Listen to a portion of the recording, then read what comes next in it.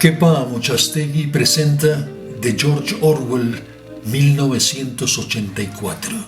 6. Futuro inimaginable.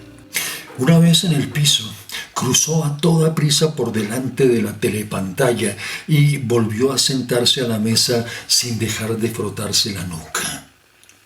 La música de la telepantalla se había interrumpido.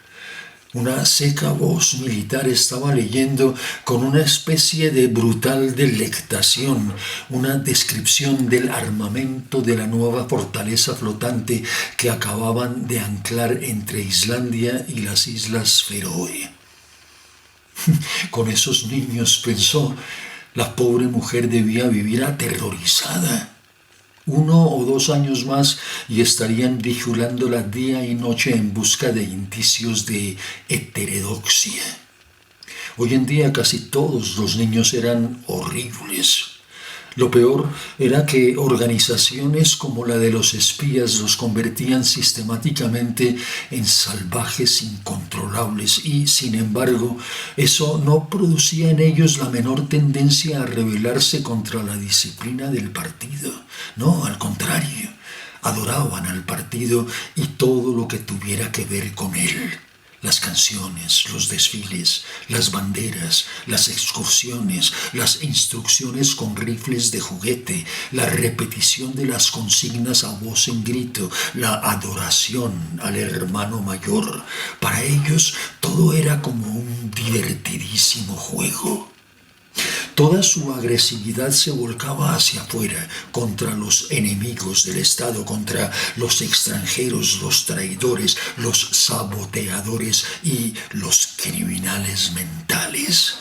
Era casi normal que los mayores de 30 años temieran a sus propios hijos, y con razón, pues apenas pasaba una semana sin que el Times publicara un párrafo explicando cómo algún mocoso fisgón, un héroe infantil era la expresión utilizada generalmente, había oído alguna observación comprometedora y había denunciado a sus padres a la policía del pensamiento. El dolor del proyectil del tirachina se había pasado. Cogió con desgana la pluma preguntándose si se le ocurriría alguna otra cosa y de pronto empezó a pensar otra vez en O'Brien. Hacía unos años, ¿cuánto tiempo haría? Debían de ser unos, 7 años. Había soñado que andaba por una habitación totalmente a oscuras. Alguien que estaba sentado a su lado le había dicho al pasar: «Nos encontraremos donde no hay oscuridad». Lo había dicho en voz muy baja, en tono casual, como si se tratara de una observación y no de una orden. Él había seguido sin detenerse. Sí, lo curioso era que en aquel momento, en el sueño, las palabras no le habían causado mucha impresión. Solo después, y muy poco a poco, parecían haber cobrado sentido.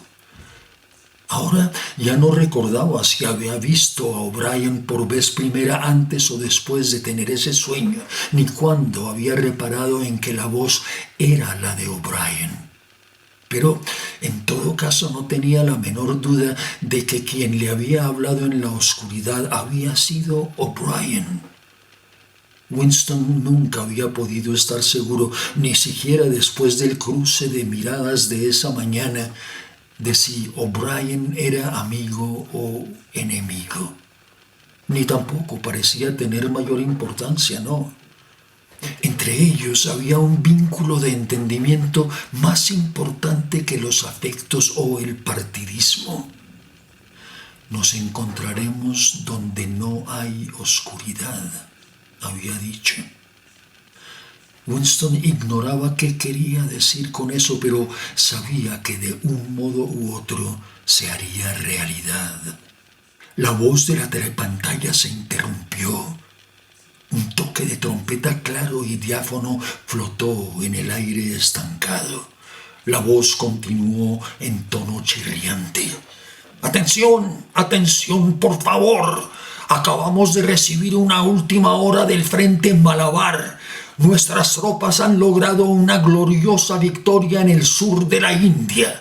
Estoy autorizado a decir que la batalla de la que estamos informando podría muy bien acercar la guerra a su final.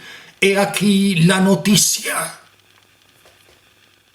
Malas noticias, pensó Winston, y efectivamente, después de la sangrienta descripción de la aniquilación de uno de los ejércitos de Eurasia, con magníficas cifras de muertos y prisioneros, llegó el anuncio de que a partir de la semana siguiente la ración de chocolate se reduciría de 30 gramos a 20.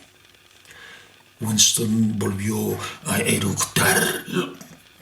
El efecto de la ginebra empezaba a disiparse y le dejó una sensación de desánimo. La telepantalla, ya fuese para celebrar la victoria o para borrar el recuerdo del chocolate perdido, empezó a emitir "Por ti, Oceanía". En teoría había que ponerse en posición de firmes, pero en aquel rincón era invisible. "Por ti, Oceanía", dio paso a otra música más intrascendente. Winston fue hacia la ventana dándole la espalda a la telepantalla. El día seguía frío y despejado. En la distancia estalló con un estruendo sordo y reverberante una bomba volante. Últimamente caían en Londres entre 20 y 30 a la semana. En la calle el viento movía el cartel roto de aquí para allá y la palabra "Sousing" aparecía y desaparecía. Sousing, los sagrados principios del Sousing, la nueva lengua, el doble piensa, la mutabilidad del pasado. Se sintió como si estuviese recorriendo los bosques del fondo del mar, perdido, sí, perdido en un mundo monstruoso donde él mismo era el monstruo y estaba solo. El pasado estaba muerto, el futuro era inimaginable. ¿Qué certeza tenía que quedara una sola persona con vida de su parte? ¿Y cómo saber si el dominio del partido no duraría eternamente? A modo de respuesta, los 3 eslóganes de la blanca fachada del Ministerio de la Verdad le recordaron que la guerra es la paz, la libertad es la esclavitud, la ignorancia es la fuerza. Sacó del bolsillo una moneda de 25 centavos. Ahí también, con letra clara y minúscula, estaban inscritos los 3 eslóganes y en el reverso el busto del hermano mayor. Incluso en las monedas parecía que sus ojos te siguieran. En las monedas, en los sellos de correos, en las cubiertas de los libros, en las banderas, en los carteles y en las envolturas de las cajetillas de tabaco, en todas partes. Siempre aquellos ojos y aquella voz que te envolvía, dormido o despierto, trabajando o comiendo, en casa o en la calle, en el baño o en la cama. No había escapatoria. Lo único que te pertenecía eran los pocos centímetros cúbicos del interior de tu cráneo.